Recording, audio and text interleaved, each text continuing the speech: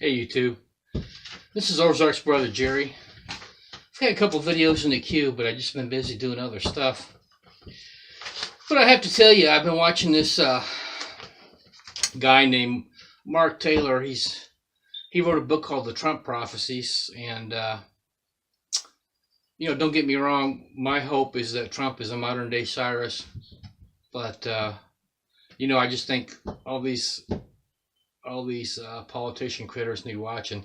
But anyhow, this Mark Taylor wrote a book called The Trump Prophecies, and he's making last month and a half. He's been making the rounds on all the conservative, pretty much, streaming video news channels that I watch anyhow. And he just seems like a nice enough guy, but I mean, it just comes back. I just think of the word charlatan. His contention is that Trump is going to make everything all better, and we're going to have all these.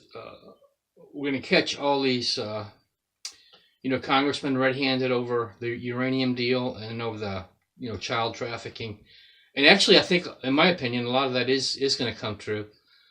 A really good teacher I know said this is a time of shaking. I mean, everything's being shook. The world's been physically shook with earthquakes, the storms,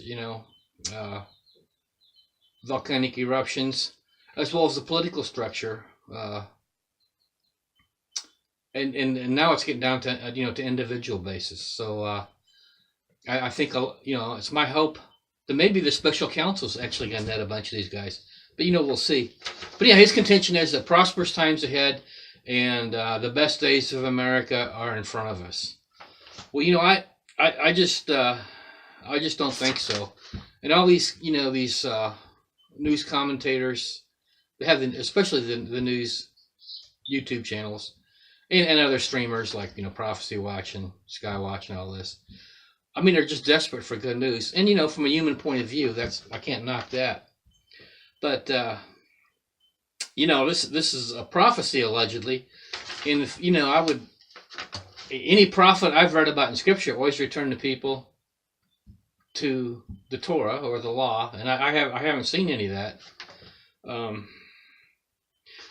just wanted to look at Sodom and Gomorrah, Sodom. Why were they judged? Well, the answer is in Ezekiel 16:49, and it goes, "Behold, this was the iniquity of thy sister Sodom. Pride, fullness of bread, and abundance of idleness was in her, and in her daughters. Neither did she strengthen the hand of the poor and needy." So you have to ask. I ask myself, well, is America, is it arrogant like Sodom? Well, we just turned the entire Middle East into a worse quagmire, that it was. I was over there in 1977, and I was treated like a rock star, like in Pakistan, and maybe in Iran I wasn't treated so well. But they used to like Americans, but not so much. We just invade country after country the last 30 or 40 years. Now, maybe under Trump, maybe. Well, but I think, the military-industrial complex got hold of him. Because Pence, the first thing he wanted to do is set up a safe zone in Syria when we're not even invited. And yet Russia was. So, but yeah, America's arrogant. And then, the Ezekiel 16:49 talks about fullness of bread. Well, that means we're, in the new the NIV version, the international version says that's overfed. Well, are Americans overfed? Duh. Look at, and myself included, but look at these BLM and Antifa, demonstrators. I would say anyone over 24 is pretty cotton picking heavy. I mean, Americans. I mean, go look at the electric cart corral at your local Walmart, and then watch some of the people riding that thing. So yeah, we're overfed. And it said that in Sodom there was an abundance of idleness. Was America idle? Well, there's 93 million people of working age that aren't in the workforce, and we're a nation. I don't think we're a nation, but anyhow, of 310, 315 million people. Well, a third of us aren't even working, and we could be. So yeah, I think there's a lot of idleness there. I mean, kids sit around playing video games. I don't know, what is it? A third of people 26 years in age of under live with their parents. I mean, come on. And then it says, Sodom, neither did she strengthen the hand of the poor and the needy. Well, you know, that's maybe a little bit of a conundrum there. I mean, we spend a lot of money on that, but are we helping them? Here's a quote, one of my favorite quotes from Benjamin Franklin. Not that he's the end all to knowledge, but and what that verse means is, did we strengthen the hand of the needy? That's my understanding. So here's what Franklin says about that. I am for doing good to the poor, but I think the best way of doing good to the poor is not making them easy in poverty, but leading or driving them out of it. I observed that the more public provisions were made for the poor, the less they provided for themselves, and of course became poorer. And on the contrary, the less was done for them, the more they did for themselves and became richer. So, you know, we've created this generation after generation, you know, living in the welfare state. So, did we strengthen the hand of the poor? I would conjecture that we made their hand weaker. And you know, we gave them money. They took the bait. So, and of course, there's the other old maxim that my wife reminded me of: give a man a fish and he has a meal. Teach a man to fish, and he can eat for life.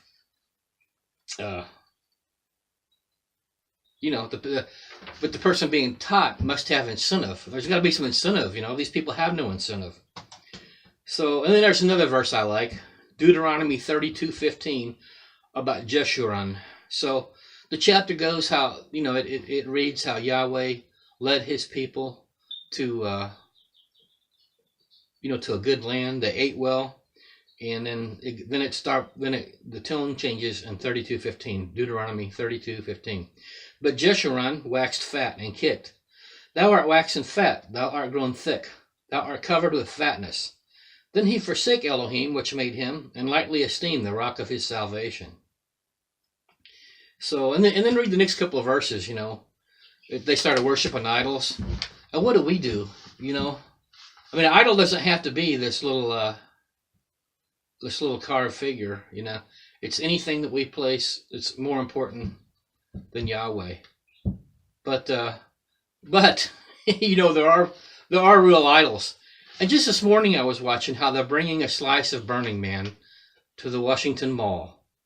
They've got the God of Destruction, SHIVA, and then they've got on the National Mall, and then they've got this gigantic metal dragon that was part, and of course we know the dragon is you know, represents Hasatan. So yeah, this is America now. And, you know, this Mark Taylor says that, oh, well, our institutions are under judgment. It's just the church is under judgment, the structure of the church, and then our government is maybe under judgment. But it's not the people. Well, hey, the people just elected the first transgender public politician in Virginia 3 days ago. Hey, this country's under judgment. So, and it would appear that you know, America is not clearly in Scripture. You know, in the end times. Now I know about Babylon and all that, but that's just my thoughts. I just had to say something about this about the Trump prophecies. I think he's giving people false hope when their hope should come from above. So, thanks for watching. And I'd be interested in knowing what you had to think about this. Catch you later.